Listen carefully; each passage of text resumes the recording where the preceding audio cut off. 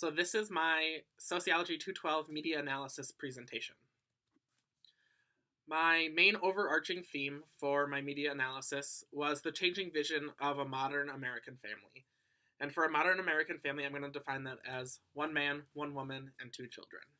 So some of the influential factors that are changing that modern American family style are blended families, interracial marriages, marriage trends across the country, premarital sexual relations, and child-free couples. First, I'm going to start off with blended families. Blended families are becoming more typical throughout the United States. Andrew J. Sherlin from our textbook defines this loosely as two adults married or cohabitated, and at least one of them has a child from a previous relationship.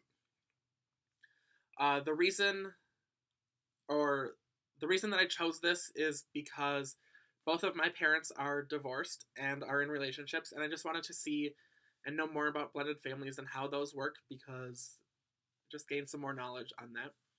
And the best theory that I found to describe blended families would be exchange theory, and this is because the exchange theory is defined as two independent people that are thinking for themselves and making their own decisions, and I felt that describes best what a blended family is. It's two people defining and deciding what is best for them and for their children. Second, I went on to interracial marriages. The rate of interracial marriage has decreased over the years, surprisingly. Originally, interracial marriage was illegal, but it was changed based off of a U.S. Supreme Court decision of Loving v. Virginia, which was about a white man who wanted to marry a black woman and was not allowed to because at the time the laws were illegal. But now that was changed after they went all the way to the Supreme Court and got that decision reversed. What surprised me the most in my research on interracial marriage and relationships was that there's such a difference in geographical location. So for example, Honolulu, Hawaii has one of the highest interracial marriage rates at roughly 43%. And Jacksonville, Mississippi has the lowest at 3%, which was actually really surprising to me. But some of the factors that influence this are attitudes such as just pure racism itself, migration patterns of people, and then availability of partners and education.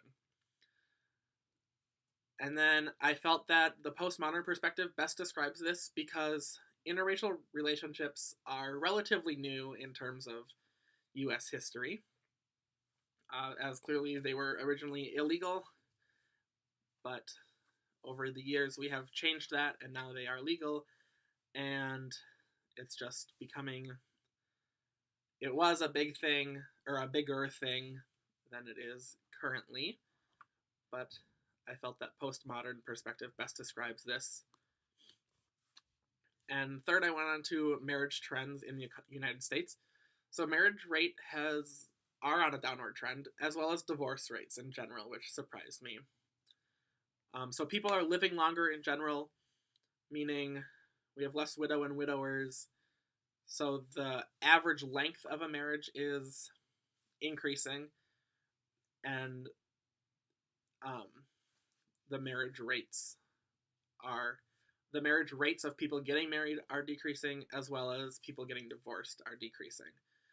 So one of the big things that I was surprised by in my research as well was that marriage and divorce rates are largely influenced on age groups. So for divorce rates, for example, people 55 and over are at the highest rate of divorce compared to younger people. And I would say this is best described by the feminist theory because typically in a typical marriage of one man and one woman, the man asks the woman, and the woman is the one that says either yes or no, and she is kind of the driving factor for the marriage, so giving her the power to make that decision is why I chose the feminist theory. And then sexual tendencies outside of marriage is my fourth topic. So premarital sex is increasing in occurrence, and then people are changing their opinions and social stances on premarital relationships. Um, so the social change is that more people are accepting of premarital sex.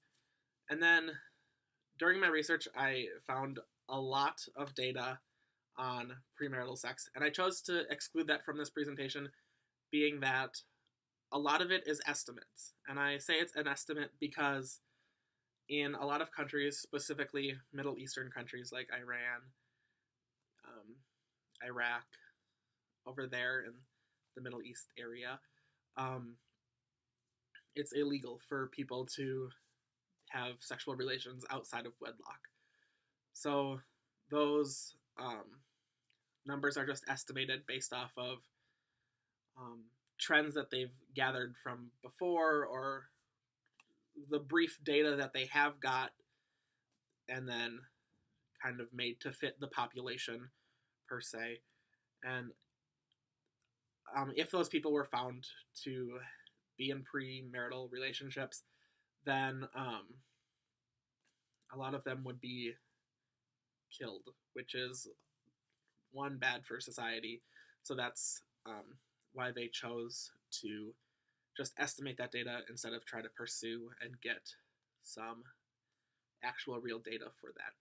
And I would say this is also, again, best described by the postmodern perspective, being that it's changing in recent years. People are changing their social stance on how they view it and whether they accept it or not accept it. And that was changed relatively recently. And going back to data on this, in my research, I found that there was a big underestimate of data,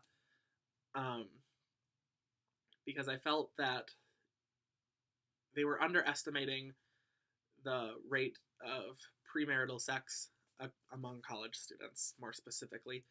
I know in a couple of previous classes I've taken, we've talked about hookup culture and how that's a big problem, and not necessarily a problem, but a big prevalence on college campuses.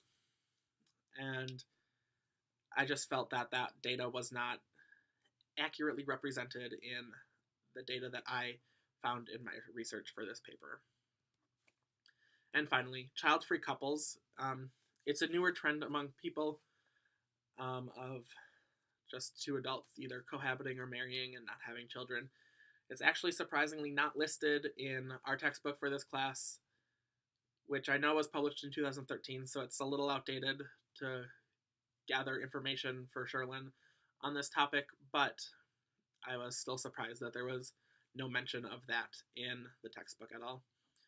And over my research, I found two main freedoms, per se, that adults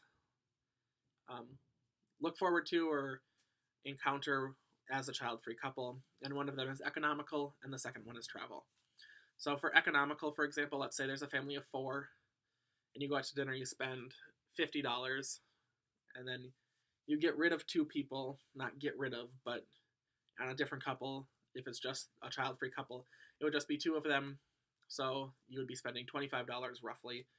I know that's a little underestimate for a family of 4 in modern America to be going out and having dinner for $50, but, and then travel.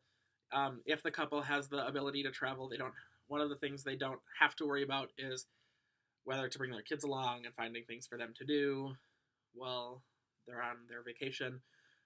The other thing is they don't have to worry about trying to find someone to take care of their kids if they want to leave them at home. And again, I would say this was best described by the exchange theory, because it's defined as people are their independent person and are able to make decisions for themselves.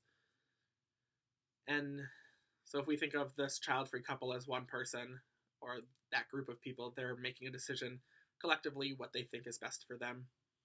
And for them, it would be choosing not to have children because they feel like that would best suit them in their life.